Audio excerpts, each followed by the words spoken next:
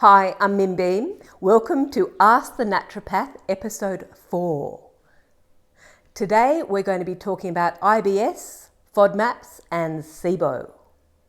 So Irritable Bowel Syndrome is one of the most common gut complaints. It's a bit of a catch-all. So if someone has maybe diarrhea or constipation or pain, bloating, and they go to the doctor and then they have a colonoscopy and there's nothing to find, then it's often said, well, you've got IBS. Happy days. Until recently, there was not much you could do for IBS. But a few years ago, a dietitian in Sue Shepherd in Monash University came up with this diet called FODMAPs. FODMAP stands for, I still have to remind myself, fermentable oligosaccharides, disaccharides, monosaccharides, and polyols. And so all of these are carbohydrates that are found in common grains and fruits and vegetables and legumes. So it seems that a lot of people, a high percentage of people with IBS, have a problem with these carbohydrates.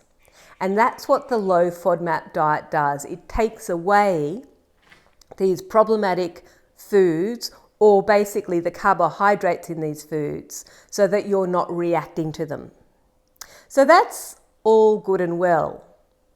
However, a lot of those foods are really good for you. So garlic and onions are big examples there, and they are so good for you. So as a naturopath, to me, it's a crying shame if people say, I avoid all FODMAPs. Yes, you don't have the symptoms, but you're missing out on a lot of nutrients, a lot of really, really healthy, healing foods. So I'm more interested in why have you got a problem digesting these foods that have been in our diet, human diet, for millennia, basically. And very often the cause is SIBO. And SIBO, of course, another acronym standing for small intestinal bacterial overgrowth. So a large percentage of IBS patients have got SIBO. SIBO means that you've got an overgrowth of certain bacteria in your small intestine rather than the large intestine. So just a reminder, the whole gastrointestinal tract is just one tube. We've got the mouth, we've got the esophagus with the stomach, small intestine, large intestine, rectum, anus. The small intestine is where we absorb everything. So it's a really, really important part of the digestive tract.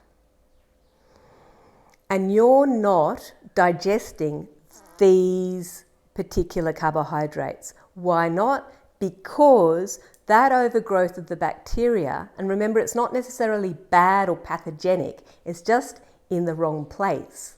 That bacteria is causing inflammation to the small intestinal wall. Okay, so and the wall of the small intestine is where we make enzymes that can break down these guys. So you've got irritation at the site of where you're creating these enzymes. That's why you have a problem with FODMAPs. So yes, reduce or remove those FODMAP foods for a while you are treating the cause. And then you can go back to eating a really good diet.